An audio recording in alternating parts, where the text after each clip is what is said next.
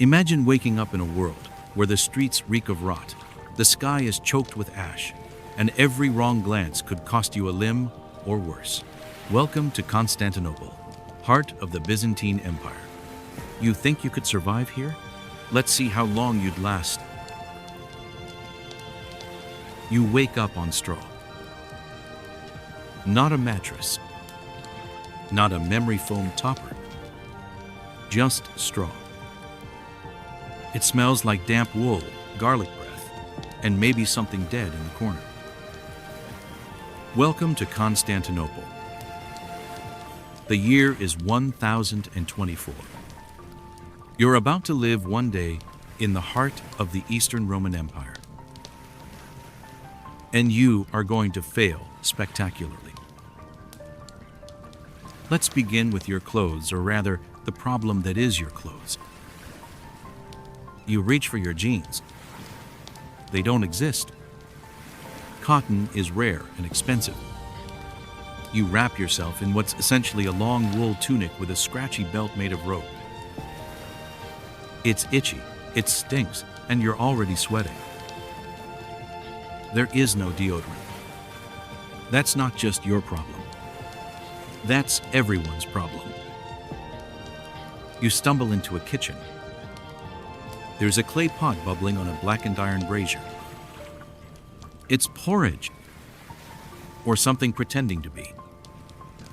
Thick barley sludge with maybe a hint of goat milk and a single olive pit for seasoning. You reach for water. Bold move.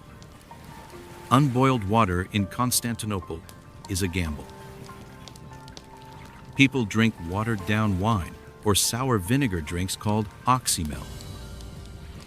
Not because they're fancy, because it's the only thing that won't kill you. There's bread, too. Hard, dense, possibly weapon grade. But you need calories. You chew, and chew, and chew. Congratulations. That's breakfast. You step outside. The smell hits you like a Byzantine warhammer. Rotting fish, burning resin, open sewage, stale incense, and people who've never heard of showers. The streets are narrow, cobbled, and teeming with life and death. Mules push past you. Vendors shout in Greek. A beggar reaches for your tunic. You nearly trip on a loose brick. You're trying not to make eye contact. Smart. But you forget the rule. Don't walk down the middle. That's reserved for nobles and soldiers. A man in chainmail barks something at you. You don't understand. You reply in English. He slaps you. Not fatally, just as a reminder that this city is not yours. You pass a church. It's massive. Not the Hagia Sophia, but still grand. A priest stands outside, his beard thick, his robe stiff, his eyes suspicious. You make the sign of the cross. Wrong hand. Wrong direction. Wrong everything. Now you're officially a heretic. You walk faster. Byzantium isn't just religious. It's religious with paperwork. Canon law governs everything from diet to divorce.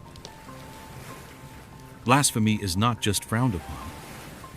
It's a charge that comes with fines, lashes, or exile.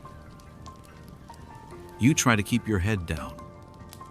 But in a city where icons are sacred and language is liturgy, you are a walking offense. You've somehow found your way near the imperial district. Don't ask how. You're clearly lost. Palace guards in golden cloaks patrol the marble walkways. You gape. They scowl. Here, treason is whispered. Poison is political. Spies are everywhere.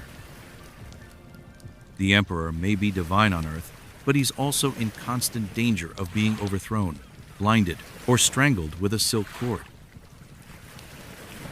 You walk past a statue of Justinian. A local mutters something about taxes. You nod. Wrong move. Now you've agreed publicly to criticize the regime, and you're not even sure who's ruling this week. A man takes your hand and offers to show you around. He's smiling. He's charming.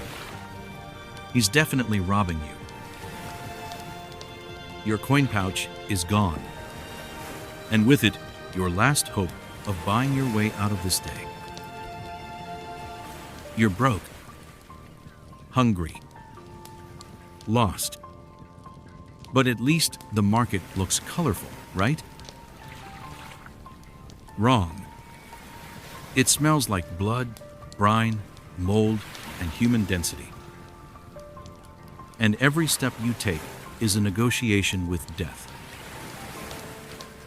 Merchants shout over one another in Greek, Armenian, Arabic, and Latin. A man waves a raw squid in your face, demanding 3 numismata. You don't even know what that is. You point at a fig. He nods. You hand over a coin. He stares. You've insulted him. That's not the right coin. It's not even from the right century. A nearby vendor cackles. Another one spits. A third yells something that sounds like fraud or foreigner. You leave. Without the fig, and without your dignity. You step in something. You pray, it's mud. But your foot is bleeding now. Just a scrape. But it stings. There are no hospitals. Well, not in the way you think.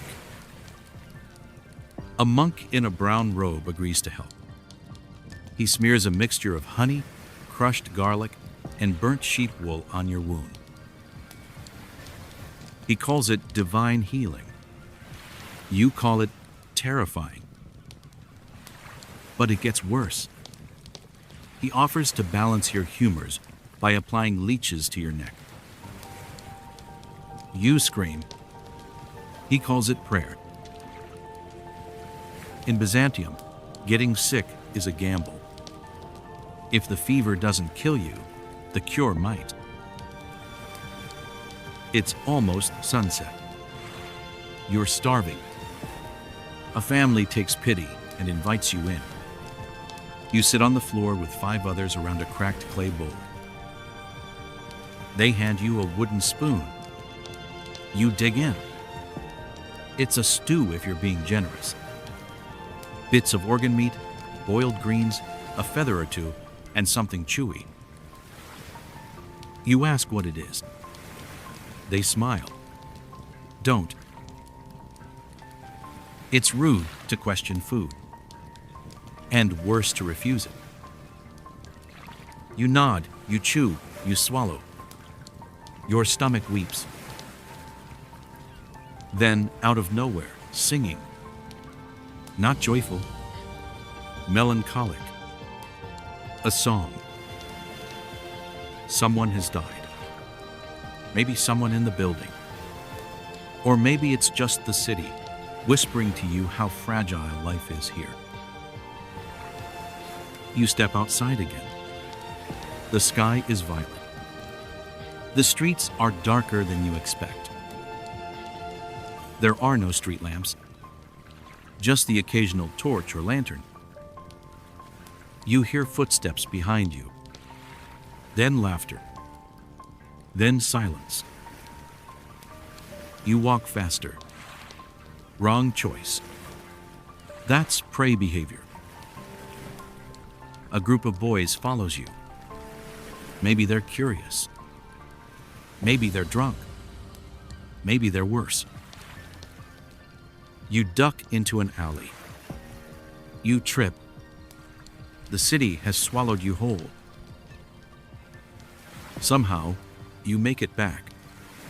Bruised, filthy, alive. You lie back down on the straw mat. Your back aches. Your wound stings. Your head is pounding. You have survived one day. Barely. You miss your phone, your shower, your toothbrush, your privacy. But what you miss most is the illusion that history was romantic. It wasn't. It was hard.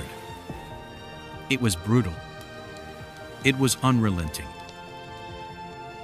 And you wouldn't last a day. Now that you've made it to the end, barely ask yourself, could you truly survive a single day in a world like this? Because here, history doesn't just teach, it tests. And most of us wouldn't even pass the first hour,